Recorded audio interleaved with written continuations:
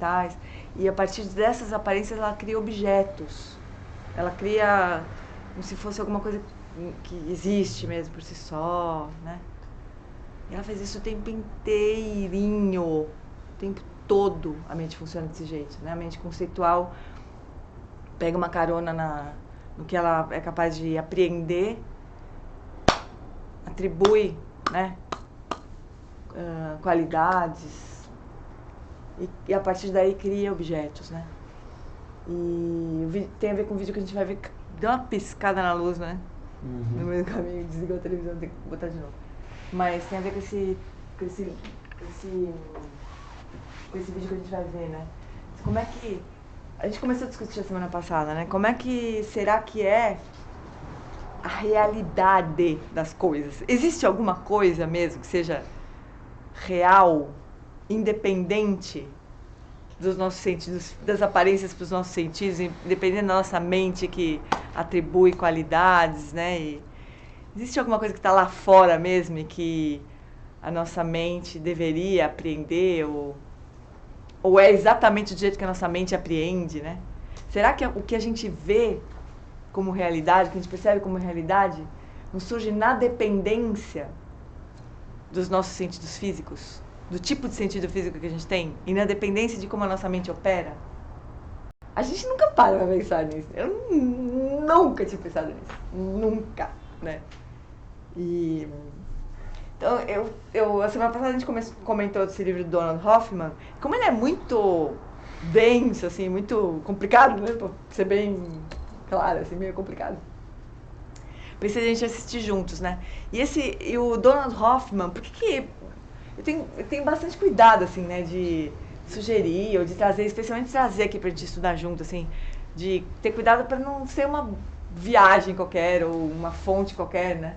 Mas o Donald Hoffman foi um pesquisador, um cientista, que o Alan Wallace se interessou muito por ele quando ele viu o trabalho do Donald Hoffman. Fez um contato com ele, escreveu para ele, né? Para dizer que... para se corresponder mesmo, né? Ele queria convidar o Donald Hoffman para um evento com o Dalai Lama e ele fez isso, né? E foi uma sorte que a gente estava na Itália, né? E o Dalai Lama foi para lá, estava lá também. E o Alan Wallace conseguiu fazer esse encontro, assim, do Donald Hoffman com o Dalai Lama, num encontro parecido com os encontros do Mind and Life. E foi muito interessante, né?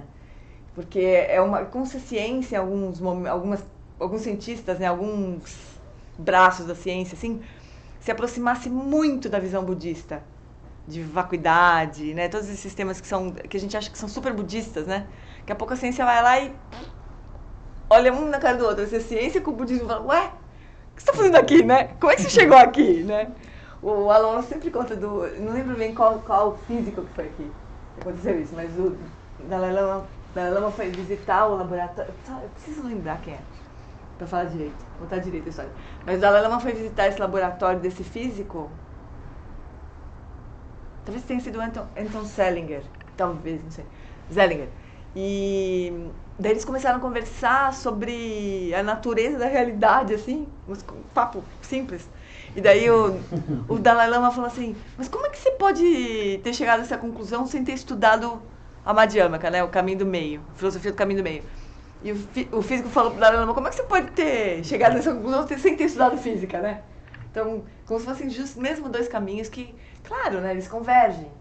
Quando você chega cada vez mais perto do que é essencialmente, né, verdadeiro, claro que as coisas todas convergem, né? A ciência converge com a religião, as religiões todas convergem.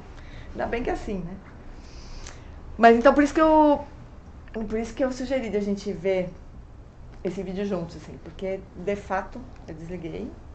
Foi um tema que um autor que o Alan Wallace se interessou muito, né? E o Dalai Lama também.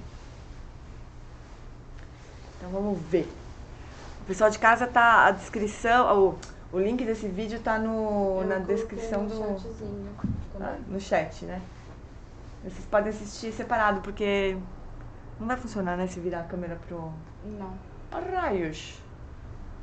Source. Né? Jean, Oi. Os caminhos que a atenção da gente segue quando a gente está fazendo esse tipo de relação com essa de agora, seriam as áreas de alarme de engano na nossa mente? Sim, com certeza. Com certeza. São, onde estão todas as nossas percepções, né? Não é exatamente as regiões kármicas só, né? Mas todas as aparências mesmo que são apresentadas pra gente. Mas eventualmente a nossa mente vai pro passado, né? Vai buscar uma imagem. Então, ela passeia por todos esses lugares também. Alguns inputs são diretos dos sentidos físicos, né? Mas sempre tem uma coemergência, como diz o Lama Santen, né? A gente não reconheceria nada que a gente não tenha algum tipo de... Se a gente pensar que os nossos sentidos físicos, eles já são... Se a gente pensar nos 12 elos ali, né? A gente começa pelo primeiro elo lá, a vidya, a gente não reconhece a nossa natureza, aí tem os samskaras, né? E a consciência dessas marcas, né? E depois é que vem os sentidos físicos, né? Então, os nossos sentidos físicos, eles já são resultado de um karma, né? De uma marca kármica. É interessante, né? Os sentidos físicos, eles surgem depois dos nomes e formas. Então, é como se os sentidos físicos se formam para que a gente apreenda a realidade da forma que karmicamente a gente estaria sendo levado a fazer, né? Interessante isso. Então, mas interessante o Lama Santen, comentei semana passada, que o Lama Santen falava antigamente assim, ele falava, a gente só vê o que pode ser visto. Eu falava, que Lama Santen está falando? Que raio é isso? Né? Mas ele estava querendo dizer isso, a gente só percebe a realidade, parece óbvio isso, mas não é muito, não. A gente só percebe a realidade por meio do que os nossos sentidos físicos são capazes de perceber. Será que é só isso que existe? É isso? Né? Ou é uma limitação, né, do que poderia ser experienciado, né? Esse que é o ponto. Vamos ver o filme então, o vídeo? Daí a gente conversa depois. Vou tentar, será? Não vai rolar, né?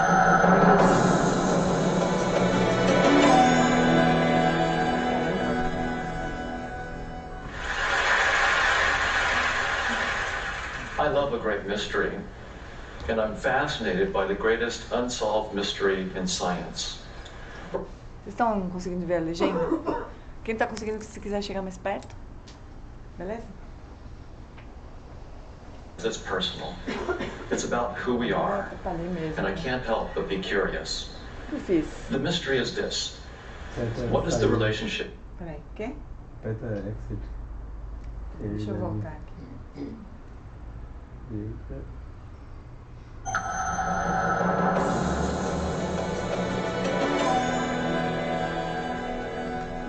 Peraí, cadê o exit? Vai ali, tá no... vendo? É só ir no penúltimo botãozinho que ele vai ampliar a tela. Não vai sumir o Rapidinho.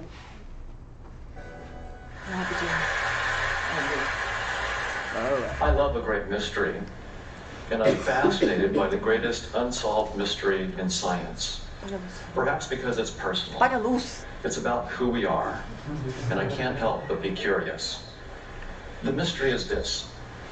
What is the relationship between your brain and your conscious experiences, such as your experience of the taste of chocolate or the feeling of velvet? Now, this mystery is not new. In 1868, Thomas Huxley wrote, "How it is that anything so remarkable as a state of consciousness comes about as the result of irritating nervous tissue is just as unaccountable as the appearance of the genie when Aladdin rubbed his lamp." Now, Huxley knew that brain activity and conscious experiences are correlated, but he didn't know why. To the science of his day, it was a mystery. In the years since Huxley, science has learned a lot about brain activity, but the relationship between brain activity and conscious experiences is still a mystery. Why? Why have we made so little progress?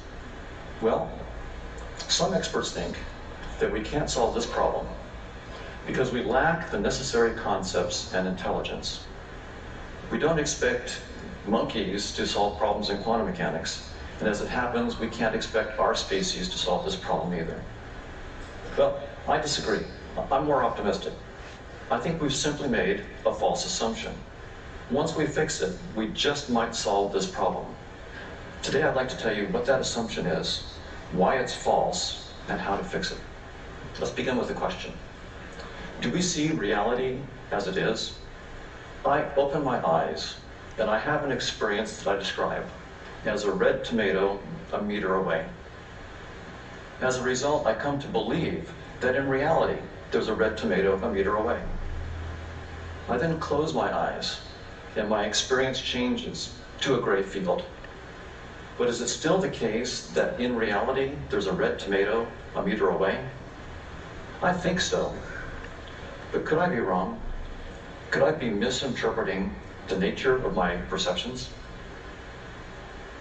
We've misinterpreted our perceptions before. We used to think the Earth is flat because it looks that way. Pythagoras discovered that we were wrong. Then we thought that the Earth is the unmoving center of the universe, again because it looks that way. Copernicus and Galileo discovered, again, that we were wrong. Galileo then wondered if we might be misinterpreting our experiences in other ways. He wrote, "I think that tastes, odors, colors, and so on reside in consciousness. Hence, if the living creature were removed, all these qualities would be annihilated." Now that's a stunning claim. Could Galileo be right? Could we really be misinterpreting our experiences that badly? What does modern science have to say about this? Well, neuroscientists tell us that about a third of the brain's cortex is engaged in vision. When you simply open your eyes and look about this room, billions of neurons and trillions of synapses are engaged. Now this is a bit surprising because to the extent that we think about vision at all, we think of it as like a camera. It just takes a picture of objective reality as it is. Now, there is a part of vision that's like a camera. The eye has a lens that focuses an image on the back of the eye where there are 130 million photoreceptors. So the eye is like a 130 megapixel camera. But that doesn't explain the billions of neurons and trillions of synapses that are engaged in vision. What are these neurons up to? Well, neuroscientists tell us that they're creating, in real time, all the shapes, objects, colors, and motions that we see. It feels like we're just taking a snapshot of this room the way it is, but in fact, we're constructing everything that we see. We don't construct the whole world at once. We construct what we need in the moment. Now, there are many demonstrations that are quite compelling that we construct what we see. I'll just show you two. In this example, you see some red discs with bits cut out of them. But if I just rotate the discs a little bit, suddenly you see a 3D cube pop out of the screen. Now the screen, of course, is flat, so the three-dimensional cube that you're experiencing must be your construction.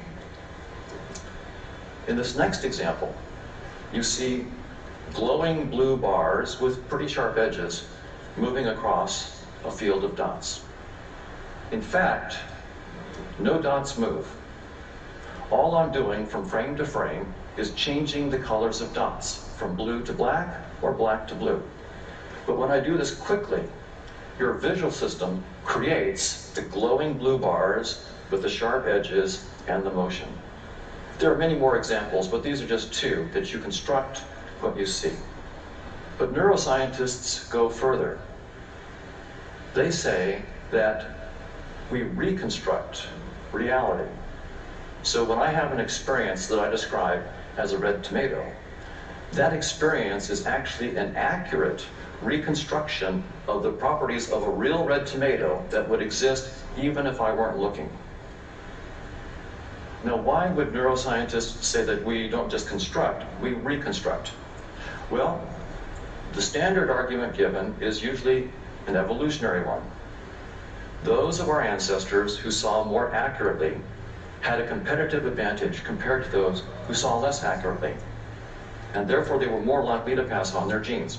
We're the offspring of those who saw more accurately, and so we can be confident that, in the normal case, our perceptions are accurate. You see this in the standard textbooks. One textbook says, for example, evolutionarily speaking, vision is useful precisely because it's so accurate. So the idea is that accurate perceptions are fitter perceptions. They give you a survival advantage. Now, is this correct? Is this the right interpretation of evolutionary theory? Well, let's first look at a couple examples in nature. The Australian jewel beetle is dimpled, glossy, and brown. The female is flightless. The male flies, looking, of course, for a hot female. When he finds one, he alights and mates. There's another species in the outback, Homo sapiens. The male of this species has a massive brain that he uses to hunt for cold beer.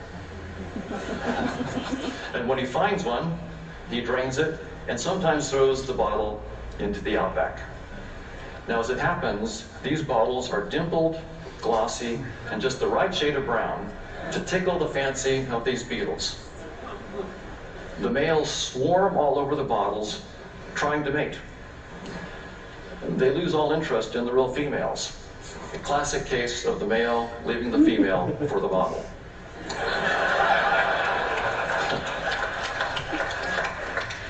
The species almost went extinct. Australia had to change its bottles to save its beetles. Now, the males had successfully found females for thousands, perhaps millions of years. It looked like they saw reality as it is, but apparently not.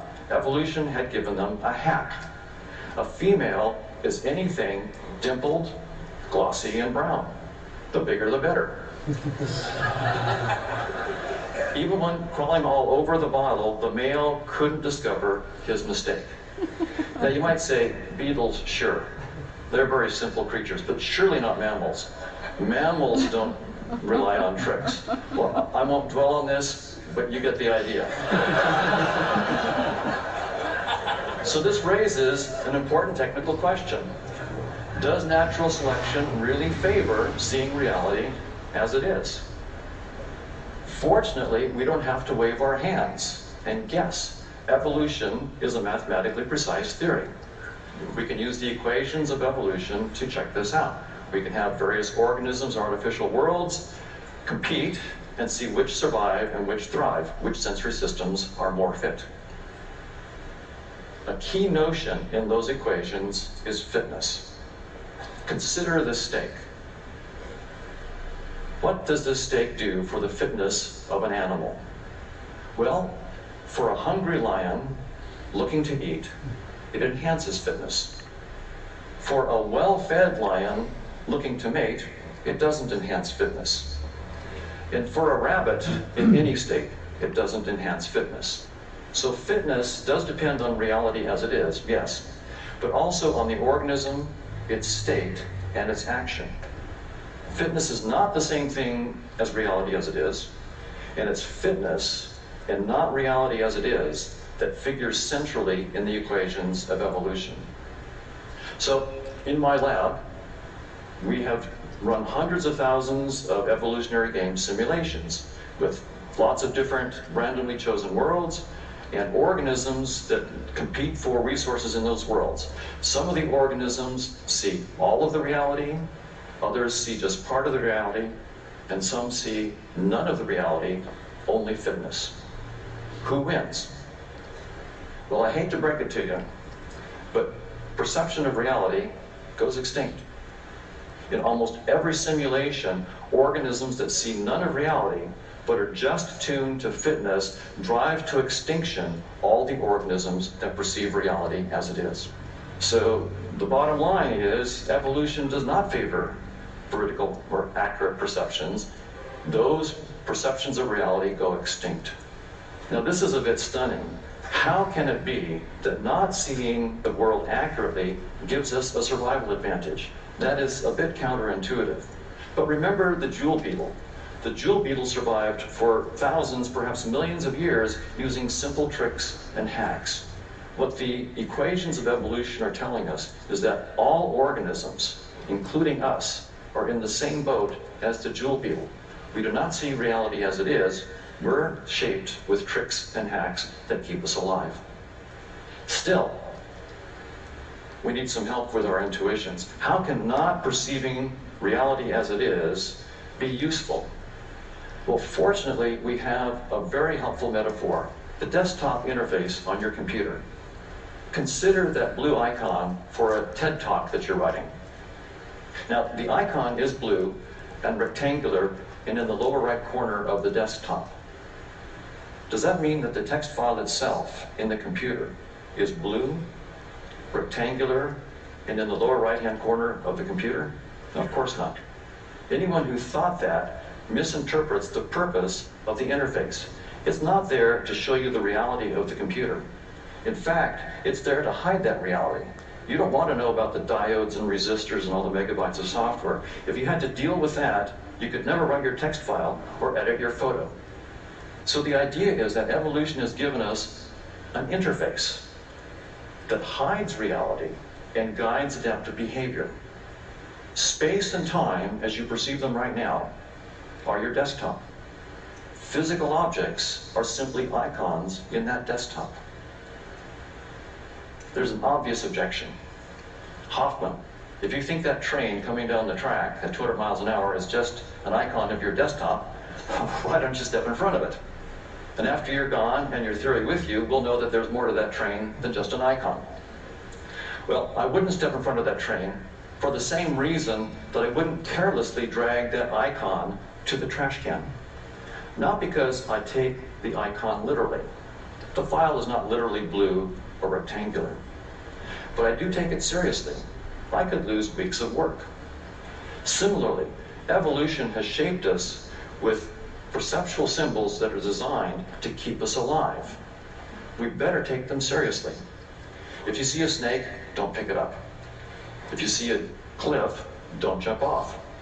They're designed to keep us safe, and we should take them seriously. But that does not mean that we should take them literally. That's a logical error. Another objection. Now, there's nothing really new here. Physicists have told us for a long time that the metal of that train looks solid, but really it's mostly empty space with microscopic particles zipping around. There's nothing new here. Well, not exactly. It's like saying, I know that that blue icon on the desktop is not the reality of the computer.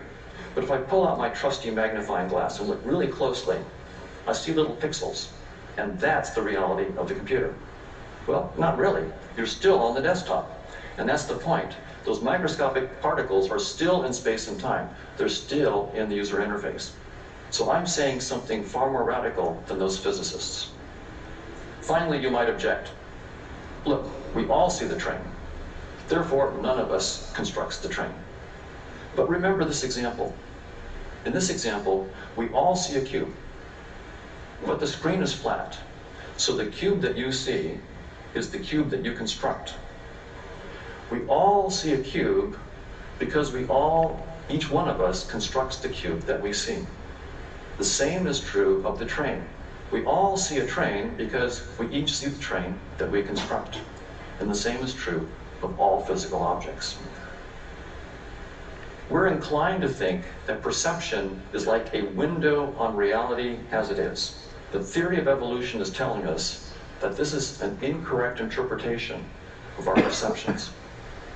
Instead, reality is more like a 3D desktop that's designed to hide the complexity of the real world and guide adaptive behavior. Space as you perceive it is your desktop. Physical objects are just the icons in that desktop. We used to think that the Earth is flat because it looks that way. Then we thought that the Earth is the unmoving center of reality because it looks that way. We were wrong. We had misinterpreted our perceptions. Now we believe that space-time and objects are the nature of reality as it is. The theory of evolution is telling us that once again, we're wrong. We're misinterpreting the content of our perceptual experiences. There's something that exists when you don't look, but it's not space-time and physical objects. It's as hard for us to let go of space-time and objects as it is for the jewel beetle to let go of its bottle. Why? Because we're blind to our own blindnesses. But we have an advantage over the jewel beetle, our science and technology. By peering through the lens of a telescope, we discovered that the Earth is not the unmoving center of reality. And by peering through the lens of the theory of evolution, we discovered that space-time and objects are not the nature of reality. When I have a perceptual experience that I describe as a red tomato, I am interacting with reality. But that reality is not a red tomato and is nothing like a red tomato. Similarly, when I have an experience that I describe as a lion or a steak, I'm interacting with reality, but that reality is not a lion or a steak. And here's the kicker. When I have a perceptual experience that I describe as a brain or neurons, I am interacting with reality, but that reality is not a brain or neurons, and it's nothing like a brain or neurons. And that reality, whatever it is the real source of cause and effect in the world. Not brains, not neurons. Brains and neurons have no causal powers. They cause none of our perceptual experiences and none of our behavior. Brains and neurons are a species-specific set of symbols, a hack. What does this mean for the mystery of consciousness? Well, it opens up new possibilities. For instance, perhaps reality is some vast machine that causes our conscious experiences. I doubt this, but it's worth exploring. Perhaps reality is some vast interacting network of conscious agents, simple and complex, that cause each other's conscious experiences. Actually, this isn't as crazy an idea as it seems, and I'm currently exploring it. But here's the point. Once we let go of our massively intuitive, but massively false assumption about the nature of reality, it opens up new ways to think about life's greatest mystery. I bet that reality will end up turning out to be more fascinating and unexpected than we'd ever imagined. The theory of evolution presents us with the ultimate dare. Dare to recognize that perception is not about seeing truth. It's about having kids. And by the way, even this TED is just in your head. Thank you very much.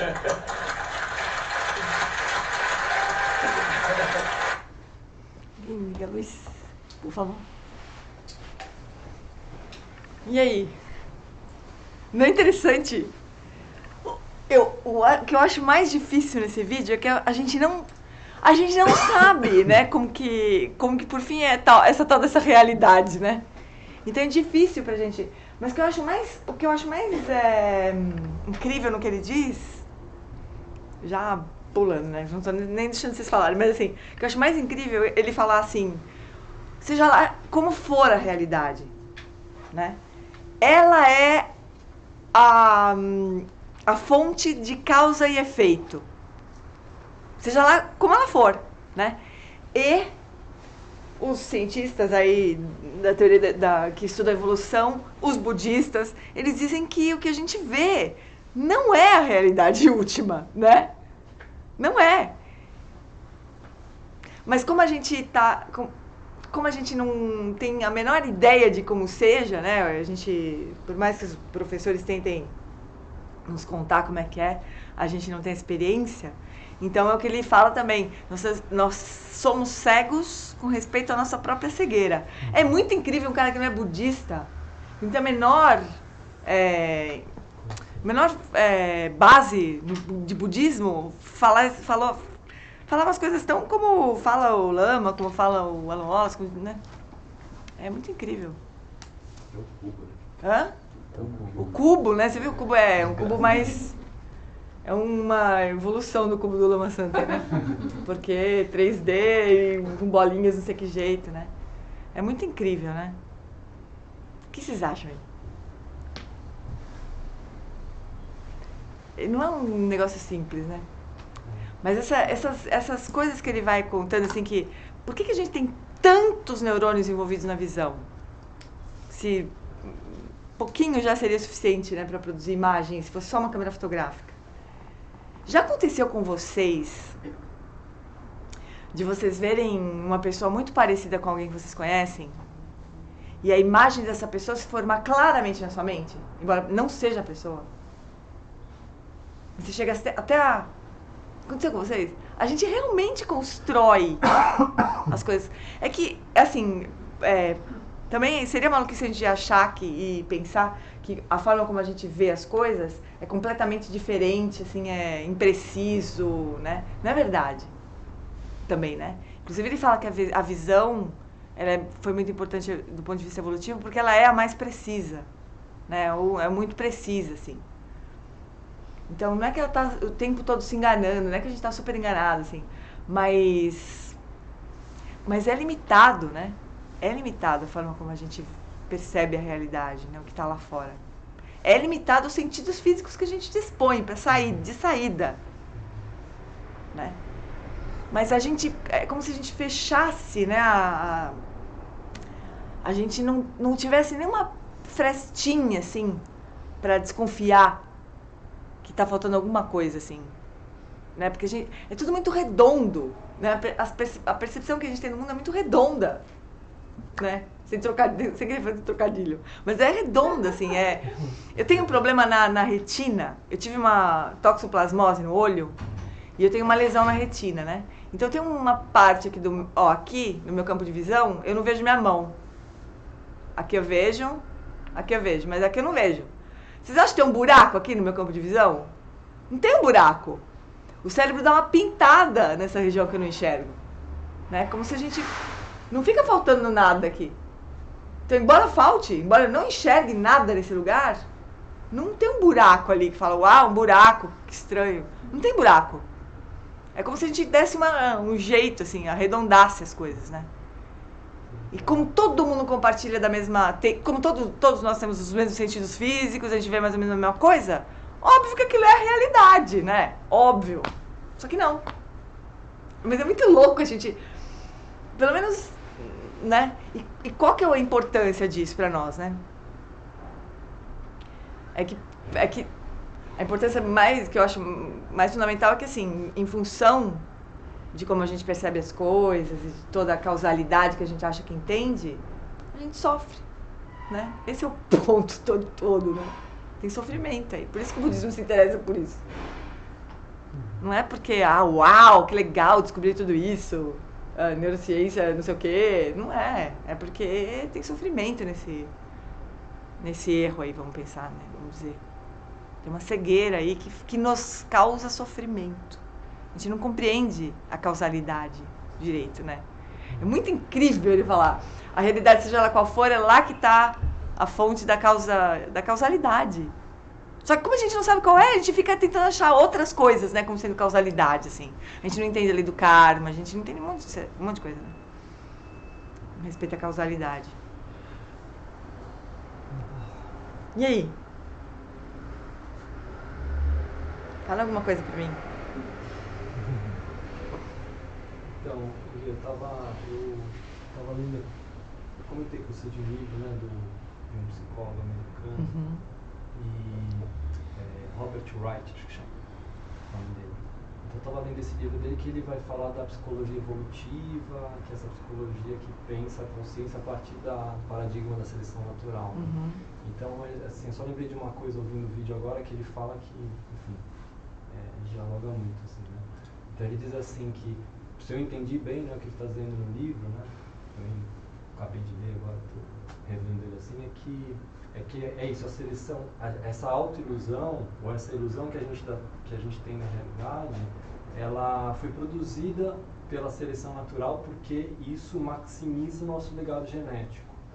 Então é quase que como, a partir dessa perspectiva, a gente entendesse que a seleção natural produziu mentes que se iludem, porque isso faz sentido com a porque é isso que, né? Assim que funciona. Aí ele dá o exemplo, o exemplo que é clássico no budismo da gente estar num quarto escuro e de repente ver lá uma cobra, né?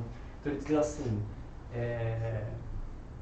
assim, o fato da gente se enganar com isso, do ponto de vista da seleção natural, faz sentido, porque ainda que de 100 vezes, 99% das vezes aquilo é uma corda, não uma cobra, basta uma vez para que isso Você se morrer. justifique, porque isso garante sua sobrevivência.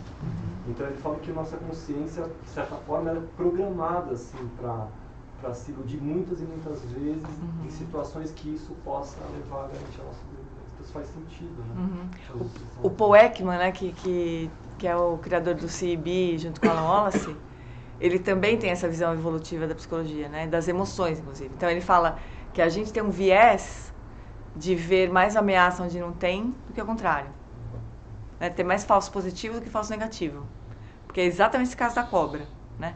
A gente vai tomar susto, vai sentir medo, por muitas vezes sem razão, porque isso foi necessário evolutivamente do que ao contrário, né? É muito interessante isso. Mas como a gente não tem essa dimensão, né, evolutiva, a gente nem se questiona, nem nunca para pensar, nossa, mas será que as coisas mesmo são assim?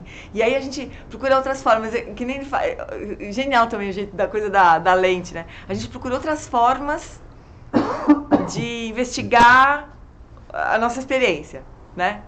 Só que dentro da mesma matriz, né? Que nem ele fala, você ainda está no espaço e tempo. Se você pegar uma lente, né, e for olhar a tela do computador, você ainda está na tela do computador. Você não está fora dela, quer dizer, você está ainda... E é o que a gente faz. É o que a humanidade toda fez, né? Não transcender os referenciais comuns, assim, nossos, né? E acho que nisso que o budismo é tão radical, assim, e assustador e difícil, eu acho, também. A gente vai botar tudo pra baixo, né? Tem...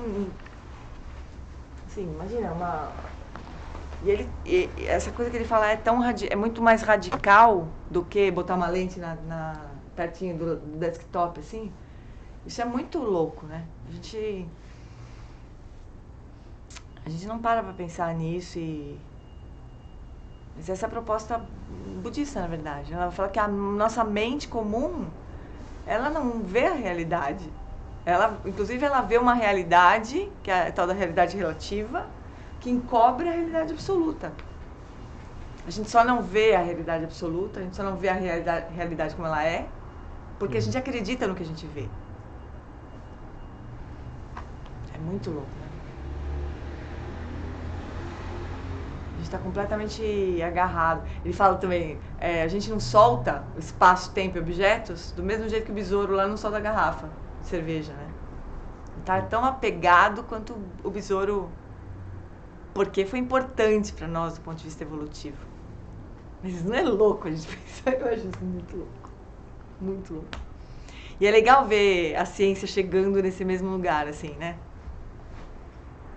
O Donald Hoffman é um cara super aberto, né? Super aberto. Então, nesse encontro que teve do Dalai Lama com esse cientista e outros que estavam falando sobre a consciência, porque ele começa falando isso, é impossível que a consciência seja, que o Alan Wallace vive falando, uma propriedade emergente do cérebro. É impossível isso. Não pode ser, né? Então, existe uma correlação entre cérebro e consciência, mas a gente não sabe qual é.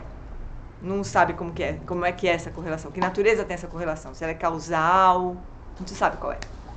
A ciência não sabe, né? O budismo sabe faz tempo, mas a ciência não sabe. Então, ainda a gente está nesse ponto, assim, de descobrir a natureza da consciência. A ciência não tem a menor pista sobre isso, né? Então, o tema desse encontro na Itália era esse. Então, eles estavam estudando, eles levaram cientistas que estudavam níveis de consciência rebaixados, assim, então, coma, né? Pessoas em coma, eram cientistas que estudavam isso. E o Donald Hoffman estava lá porque ele estuda a própria natureza da consciência, né? E daí o Dalai Lama, agora, mais recentemente, ele está pedindo para os cientistas estudarem a consciência depois da morte. E daí o Donald Hoffman fala, claro, eu tô dentro, né? Tô dentro, claro que sim, claro que me interessa, né? Então, não sei, a gente vai ter, acho que, coisas legais, a gente ainda vai ver coisas bem legais surgindo nesse contexto aí. Porque se isso acontecer, se a ciência abraçar esse estudo, assim, do que acontece com a consciência na morte, né? Não sei se vai ser uma grande transformação, mas é bem possível que seja, porque significa o quê exatamente, né? que o cérebro... Qual que é o papel do cérebro, então? Não é de produzir a consciência? Ah, ia ser bonito de ver a ciência se dedicando a isso, né? E tem muita gente afim de fazer isso, né? Partindo de evidências, assim, por exemplo, o Alan cita sempre o Ian Stevenson, que é um pesquisador que ele já morreu, na verdade, mas tem um grupo de alunos ainda dele que segue a pesquisa, né? De crianças que se lembram de vidas passadas. Isso é mais comum do que a gente imagina. Talvez vocês tenham criança perto de vocês que durante uma fase da vida fala umas coisas super estranhas, assim. Meus sobrinhos falavam coisas super estranhas. Mas como a gente, na nossa cultura, não liga muito pra isso, a gente ignora. Mas nas culturas ocidentais, não, né? Desculpa, nas culturas orientais, assim. Eles entendem isso, né? E tem uma outra percepção. Mas o Ian Stevenson investigou alguns casos, vários casos, na verdade, de crianças que tinham lembranças muito vívidas de vidas passadas. E investigou, assim, casos que a criança descrevia lugar, pessoas com que ela tinha vivido e tal, que ela não tinha condição de saber de outro jeito daquilo, né? Foi atrás das histórias que as crianças falavam. E ele documentou várias histórias dessas. Então, um caso documentado e bem documentado e desafiado seria suficiente para derrubar qualquer teoria de que a consciência termina na morte. Mas não é que não derruba, não sei o que precisa, né? Porque como não tem uma outra teoria para colocar no lugar, assim você não lida com isso, né? Quando cai um paradigma, enquanto não surge outro, não cai o paradigma, na verdade, não é? Não fica uma coisa mal explicada, assim, normalmente. As coisas caem quando surge uma nova explicação. Mas quando não tem explicação, eu acho que é meio assim que as coisas funcionam, né? Então vamos vendo, né? Vamos acompanhando. É muito legal esses encontros que o Dalai Lama faz, né, com a ciência, assim, porque ele vai instigando os cientistas a estudarem coisas que transcendem, né, a compreensão que a gente tem agora, né? E agora ele está descendo o rei nessa coisa da consciência após a morte. Vamos ver pra onde que isso vai dar. Beleza? Mas, Jane, na pesquisa que ele fez, não sei como que ele criou aquela realidade, né? Ai, não sei também. E a gente não adiantaria nem ver, porque a gente não entenderia nada, né? Porque deve ser uma porção de contas, assim, que só mesmo físico, quântico, matemático deve entender, né? Mas aí ele chega à conclusão que os seres que viam a realidade, eles não sobreviveram, né? Mas, assim, da nossa perspectiva, né, os mestres, eles são os seres que veem a realidade. E eles sobrevivem, né? Então ainda deve ter um... Eles sobrevivem... É que não é bem que eles sobrevivem, né? O Buda morreu, certo? O corpo do Buda não morreu? Sim. Ele morreu com uma infecção intestinal, o Buda, uma intoxicação alimentar. Então não é que ele sobrevive, assim, né, também. É que muda completamente o contexto, muda todo o contexto, né? Uhum. Então não é que, assim, o Buda, por exemplo, ou todos esses grandes mestres que já morreram, os 13 Dalai Lamas antes do nosso, 14º. Mas essa morte todos vão ter, né? Então. Mas assim, ali, uma coisa assim, os seres todos, né, que enxergam a realidade, eles desaparecem. Mas e fica só aqueles que veem... Não é real, um modelo de cálculo.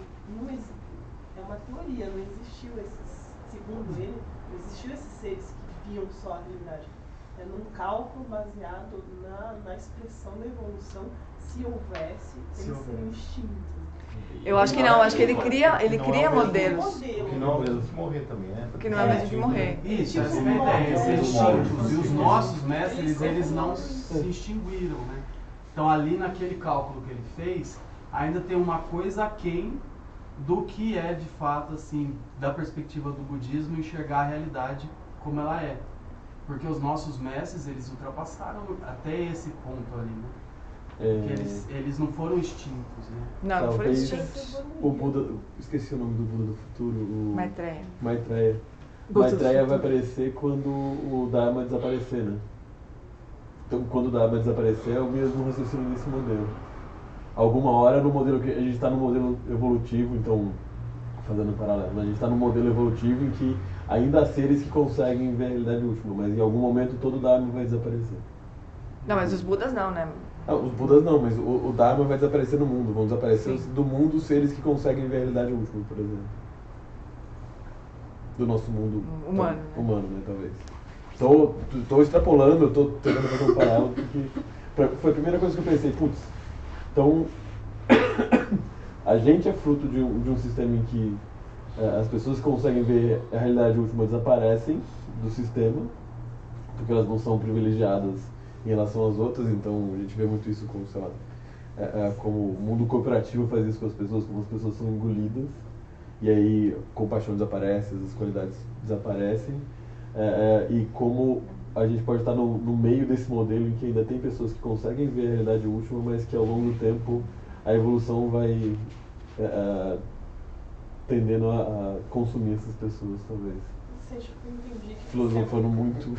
Que você morre nessa realidade. Então, eu morro nessa realidade e evoluo para a realidade última. Pode ser também. É mais interessante que a minha. Então é bem mais agradável que a minha. O Buda morreu nessa realidade. Então quem não enxerga a realidade última não consegue vê-lo mais. Então, mas é isso que a gente está discutindo, né? O corpo físico, ele está sujeito à causalidade física, né? Ele ia morrer, o corpo físico ia morrer. Essa interface ela vai acabar. A seleção natural não leva em consideração dharmakayas. Não, a seleção natural humana não. A seleção natural desse mundo não. Então, assim, a morte física não é extinção, na verdade, né? Não sei se não dá pra... Esse é o meu ponto pra você, ele não fala morte física. Para você ser extinto, basta que você não passe seus genes adiante. Então, se todos os indivíduos forem, sei lá, celibatados, eles vão se extinguir. Se extinguir. Ainda que eles não morram precocemente ou exatamente, não sofram O ponto não é não morrer, né? O ponto é preservar a espécie, o gene. É isso mesmo. Se perpetuar ou não se perpetuar? Perpetual não. E aí também ele não leva outra coisa no modelo matemático, né? De que tem alguma outra coisa que passa de geração em geração. Então quando você morre, a sua consciência vai passar para o... Mas eu acho que ele leva assim, eu acho que ele cria, eu não sei como é que é isso, não tenho a menor ideia, mas ele cria mundos artificiais, ele fala, né? Sistemas artificiais.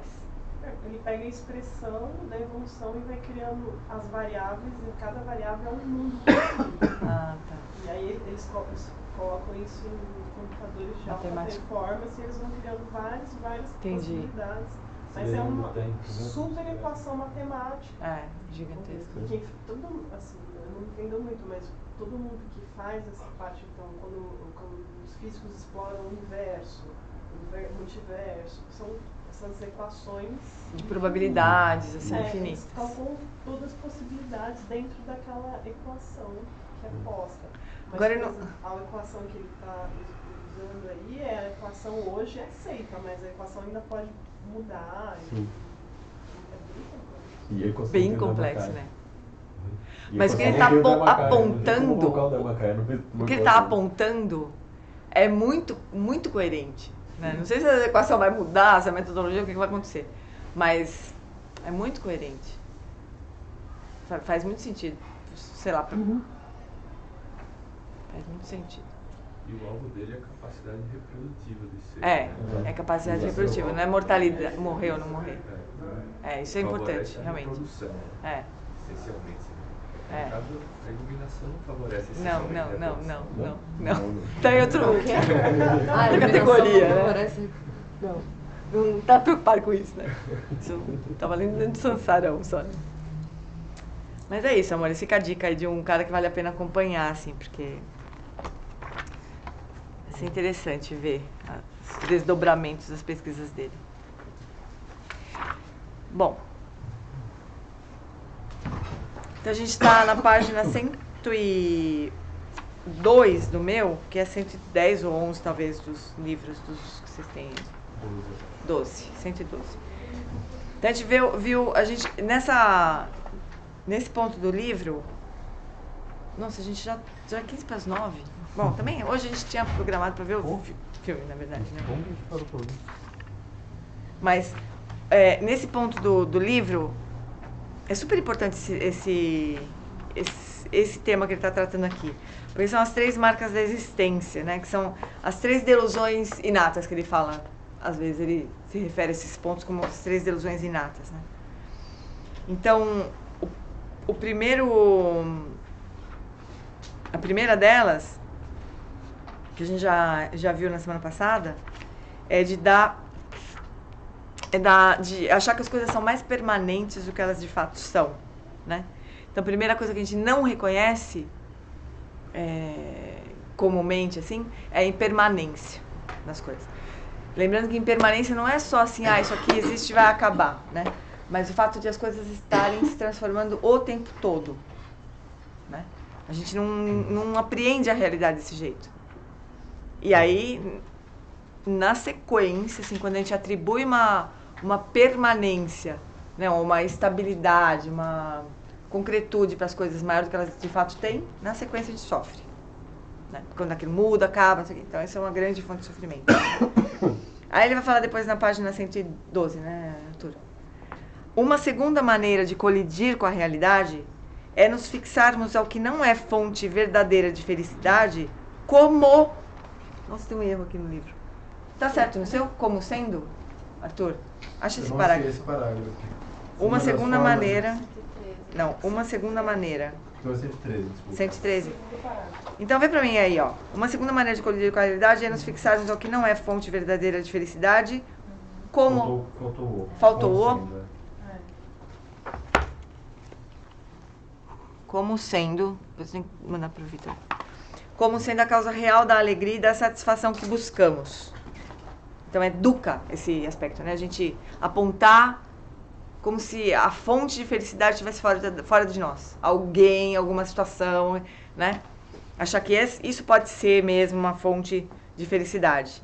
Do que a gente busca, de satisfação. Mais do que felicidade, é de satisfação. Porque dukkha, na verdade, esse aspecto insatisfatório do samsara. Não é sofrimento só, né? Dukkha é mais do que sofrimento, é uma insatisfação. É como se qualquer coisa que a gente busque externamente nunca vai nos satisfazer plenamente e de uma forma perene, assim, né? Não vai durar, né? Considere o seguinte: existe algo que surja como uma aparência ou um objeto somente, qualquer coisa, que seja em si mesmo uma fonte verdadeira de felicidade ou uma fonte verdadeira de sofrimento? Existem incontáveis coisas que podem despertar prazer e muitas outras que podem provocar sofrimento. Freud comentou: somos feitos de tal forma que podemos extrair prazer intenso apenas a partir do contraste e muito pouco a partir do estado das coisas. Isso, o relatório de felicidade também chegou nessa conclusão, que o bem-estar, ele é sempre relativo, assim, a nossa sensação de bem-estar. O bem-estar que alguém reporta é sempre relativo. Eu estou melhor que a pessoa que está do meu lado, então estou bem. Mas não é porque eu estou bem, absolutamente. É porque eu estou melhor, então me sinto bem. Ou então eu estou pior, me sinto mal. Mas é sempre relativo, né? A infelicidade é muito menos difícil de se experimentar. Considere essa afirmação a refletir sobre a faixa de temperatura em que se sente confortável, a gama de alimentos que você pode digerir e a gama de situações em que se pode se sentir relaxado e feliz. Nota isso, assim, como é que a nossa percepção é sempre relativa a alguma experiência que a gente já teve, alguma coisa que a gente vê acontecendo com o outro, né? Como que a gente descreve o bem-estar a partir dessa relação, né? No entanto, aqui estamos aprisionados na busca pela felicidade. Essa busca faz parte até mesmo da Constituição dos Estados Unidos como um direito. Mas nessa busca, o que exatamente deveríamos buscar? Ótimos empregos, bons salários, casas bonitas são fontes de felicidade? O que Buda deduziu de suas explorações é que nos fixamos a coisas e a outras pessoas que não são por natureza fontes de felicidade como se fossem. A gente se fixa como se fossem, né? Investimos nossa vida nelas, então demandamos retorno em felicidade. Fixar-se a algo que não é por natureza uma fonte real de felicidade e ainda assim considerar como tal é um imenso problema. Algumas pessoas são solteiras e estão convencidas de que ter um parceiro lhes traria felicidade, a verdadeira e duradoura felicidade. Ter um cônjuge é uma verdadeira fonte de felicidade? Muitas pessoas casadas pensam que seus cônjuges são a verdadeira fonte de sofrimento. Portanto, ser solteiro não é uma fonte de felicidade. E ter um cônjuge também não é uma fonte de felicidade. Com que frequência investimos nossos esforços em um emprego ou em conseguir um certo tipo de casa? Investimos profundamente na esperança e na visão de que é aí que reside a minha felicidade. Mas a felicidade não está nos objetos à nossa volta. Lembre-se, um objeto pode catalisar felicidade, mas esse mesmo objeto pode levar a sofrimento. Lama Sandin falava, a gente trabalha, se mata para comprar uma casa maior. Daí tem que limpar essa casa maior. Esse monte de vidro, aí já não... Nossa, que inferno, tem que limpar essa casa gigante, né? Então é assim a nossa história, né? A gente luta pra conseguir uma coisa, depois luta pra se livrar dela, né? Às vezes, ou pra dar conta de sustentar aquilo de algum jeito, né? Isso é tão óbvio. Não é difícil a gente entender isso, né?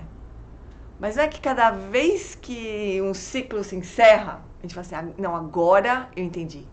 Tipo, acaba um relacionamento. Não, agora eu entendi. Eu percebi. O que é, onde foi que eu errei? Desta vez eu vou fazer blá, blá, blá, blá, blá. Aí se atira naquilo. Aí acabou, sei lá, dá errado de novo. Não, mas agora eu entendi. É como se a gente o tempo inteiro... Agora vai. A gente já acha que agora vai. Encontrei a pessoa da minha vida. Que preguiça disso, mas a gente passa a vida inteira fazendo isso, né? De acordo com o budismo, esta vida humana da qual somos dotados é preciosa além de qualquer avaliação possível. Devido à nossa habilidade de buscar a virtude, a felicidade e a verdade, nossa vida não tem preço. Mas é assim que você encara a sua vida? Quanto vale um dia da sua vida?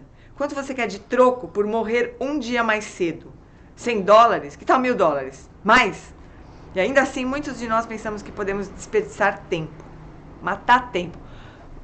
Nossa, tem coisa mais imbecil de a gente fazer do que matar um tempo, né? É tudo que a gente tem na vida, na verdade.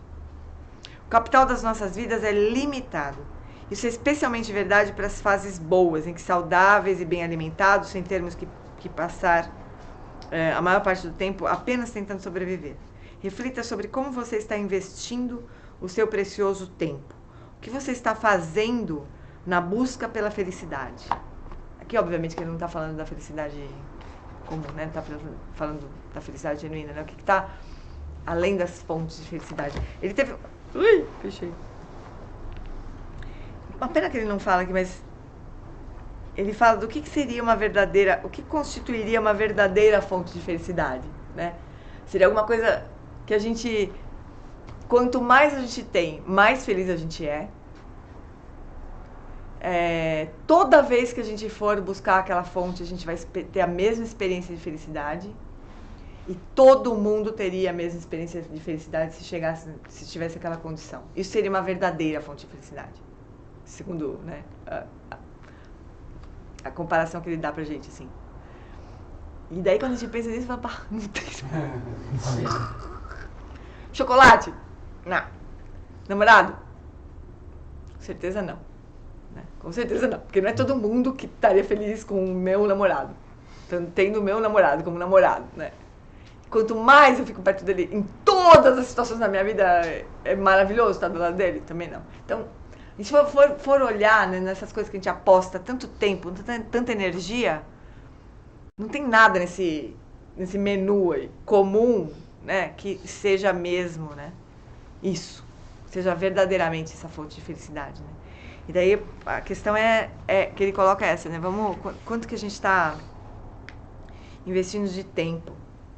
E quantas vezes a gente vai tentar fazer uma edição nova, né, pra... Putz, dessa vez não foi, mas agora entendi. Quanto tempo a gente vai passar fazendo isso? Daquela forma ali como o cientista falou, né, formatando a realidade a partir de como nossa mente foi trazendo, sei lá, de quanto tempo, de evolução. Então, quanto tempo que a gente ainda vai passar seguindo isso, né?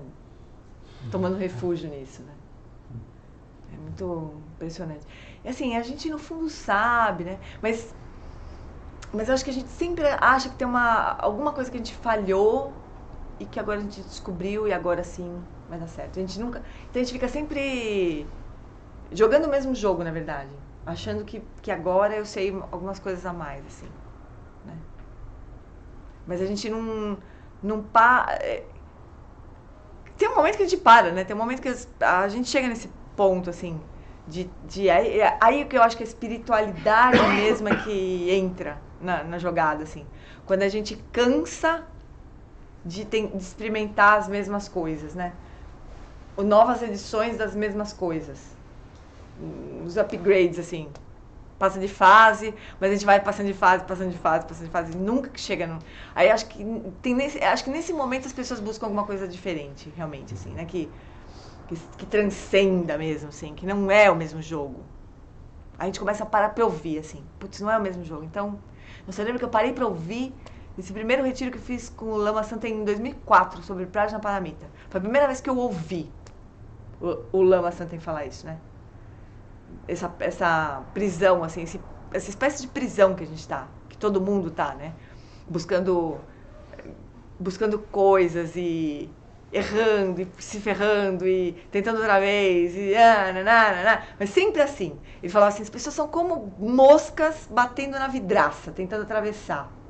A gente tá, todo mundo tá nessa situação, como mosca tentando atravessar uma vidraça. Vai lá, bate, não é, até que morre perto da vidraça. De tanto cansar, nossa, eu chorava igual uma doida quando eu escutei isso a primeira vez, assim, sabe? Desse jeito, assim. Tá todo mundo preso nisso, né? Achava que eu ia, sei lá, eu ia morrer naquele retiro. Eu acho que eu ia sair de maca direto pra uma UTI, assim. Porque, nossa... Porque quando alguém te convida para olhar para a sua própria vida, para a vida das pessoas em volta, né?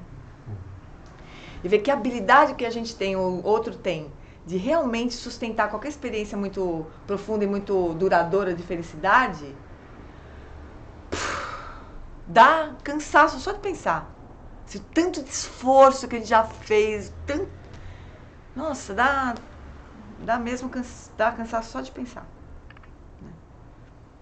O esforço que a gente já fez e o quanto que a gente vê as pessoas se esforçando, né? Mas não é pra gente ficar deprimido. Não é. Por quê? Porque uma coisa que o Dalai Lama falou uma vez, uma vez perguntaram pra ele, por que os budistas falam tanto de sofrimento? Por que vocês gostam tanto de falar disso? Que coisa mais mórbida, né? Coisa mais... Aí ele falou assim, a gente fala de sofrimento porque tem uma saída. Porque tem saída. Por isso que a gente fala tanto de sofrimento, porque tem saída. Senão a gente não ficaria, né? Enfiando o dedo a unha, assim, na ferida dos outros, né? De todo mundo. É porque... Então é isso, amores. Vamos encerrar? Semana que vem a gente termina, a gente revê direitinho essas 3 marcas da existência, porque isso são as reflexões mais profundas, assim. É o que está na base de toda a confusão nossa, né? No Sansara. Mas ao mesmo tempo tá tão na nossa cara assim que a gente não enxerga mesmo.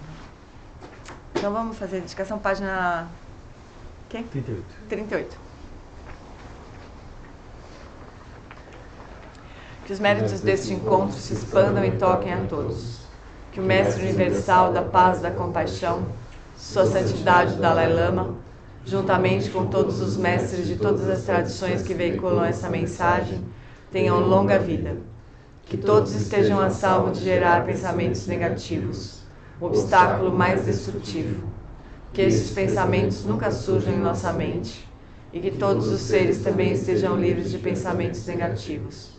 Ao longo de minhas muitas vidas e até este momento, todas as virtudes que tenho alcançado, inclusive os méritos gerados por esta prática, e todas as que vier a conseguir, ofereço para o bem-estar dos seres sencientes.